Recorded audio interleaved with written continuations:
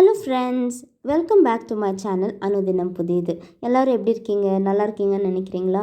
Morning வாக்கெல்லாம் முடிச்சுட்டு அப்படியே டயர்டாக ஒரு 5 நிமிஷம் உட்காந்து பார்க்கில் பாருங்கள், அவ்வளோ வெயில் காலங்காத்தாலே வாக் முடிச்சுட்டு இப்போ வீட்டுக்கு போகிறோம். இன்றைக்கி ஒரு பிரேக்ஃபாஸ்ட் vlog தான். டெய்லியா உப்புமா இல்லைனா பன்சி ரவை உப்புமான்னு எல்லா சூப்பர் மார்க்கெட்லேயும் கிடைக்கும். அந்த அந்த ரெசிபி வச்சுட்டு பெங்களூர் ஹோட்டல்ஸில் செய்கிற காராபாத் ரெசிபி தான் இன்றைக்கி பார்க்க போகிறோம். 1 கப் ஆகிற அளவுக்கு டெய்லியா ரவாவை எடுத்துக்கிட்டு ஒரு கை பொறுக்கிற சூடு அளவுக்கு மட்டும் வறுத்துக்கிட்டால் மட்டும் போதும். பொன்னிறம் ஆகணும்னு அவசியம் இல்லை. இப்போ இதை நம்ம மாற்றிட்டு இப்போ 5லேருந்து 6 ஸ்பூன் அளவுக்கு நல்ல எண்ணெய் ஊற்றிக்கோங்க. இந்த ரெசிபிக்கு கொஞ்சம் எண்ணெய் இருந்தால் நல்லாயிருக்கும். உங்களுக்கு எண்ணெய் தேவையில்லை, கம்மியாக தான் நம்ம சேர்ப்போன்னா ஒரு 3 ஸ்பூன் ஊற்றிக்கோங்க. ஓகேங்களா? எண்ணெய் நல்லா காஞ்சதுக்கப்புறம் 1 டீஸ்பூன் கடுகு, அப்புறம் 1 டீஸ்பூன் ஜீரகம். கடுகும் ஜீரகமும் நல்லா பொரிஞ்சு வந்ததுக்கப்புறம் 1 டீஸ்பூன் கடலைப்பருப்பு, அதே மாதிரி 1 டேபிள் ஸ்பூன் வேர்க்கடலை. இதெல்லாம் சேர்த்து நல்லா வறுத்துக்கோங்க. வேர்க்கடலையும் கடலைப்பருப்பும் கொஞ்சம் பொன்னிறமாகணும் இந்த மாதிரி. அதுக்கப்புறம் ஒரு கைப்பிடி ஆகிற அளவுக்கு கருவேப்பிலை, ஒரு பெரிய வெங்காயம், ஒரே ஒரு பச்சை மிளகா சின்ன சின்னதாக கட் பண்ணது ரெண்டுமே சேர்த்துட்டு வெங்காயம் நல்லா பொன்னிறம் ஆகிற வரைக்கும் இந்த மாதிரி நல்லா வணக்கிக்கோங்க. அதுக்கப்புறம் ஒரு பெரிய சைஸ் தக்காளி சின்ன சின்னதாக கட் பண்ணது சேர்த்து வணக்கிட்டு தக்காளி நல்லா சாஃப்ட் ஆகிற மாதிரி வணக்கிக்கோங்க. வெங்காயம் தக்காளி வணங்குறதுல தான் ரெசிபியோட டேஸ்ட்டே இருக்குது. இப்போ காரத்துக்கு 1 டீஸ்பூன் ஆகிற அளவுக்கு குழம்பு மிளகாய்த்தூள். இன்னொரு சீக்ரெட் இன்க்ரீடியண்ட் என்னென்னா 1 டீஸ்பூன் ஆகிற அளவுக்கு வாங்கி பாத் பவுடர். இது எல்லா சூப்பர் மார்க்கெட்லேயும் கிடைக்கும். இது சேர்த்திங்கன்னா தான் இந்த ரெசிபிக்கு ஃப்ளேவர்ஃபுல்லாக இருக்கும், டேஸ்ட்டாக இருக்கும். வெறும் மிளகாத்தூள் சேர்த்தா டேஸ்ட் வராது. ஓகேங்களா? இது நல்லா மிக்ஸ் பண்ணிவிட்டு இப்போது 1 கப் ரவைக்கு 5 கப் தண்ணி சேர்த்துக்கோங்க.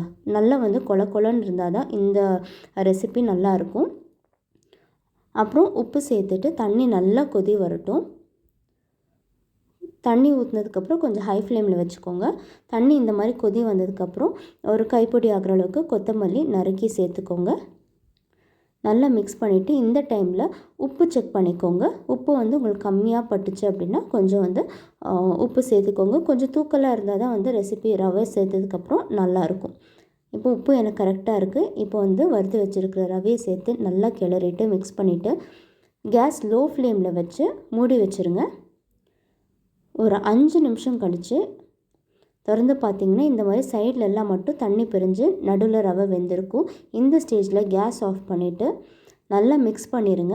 மிக்ஸ் பண்ணிவிட்டு இப்போ கை எடுத்து பாருங்கள், அப்படியே ஒரு ஃப்ளோயிங் கன்சிஸ்டன்சியில் வரும். இதுதான் பதம்.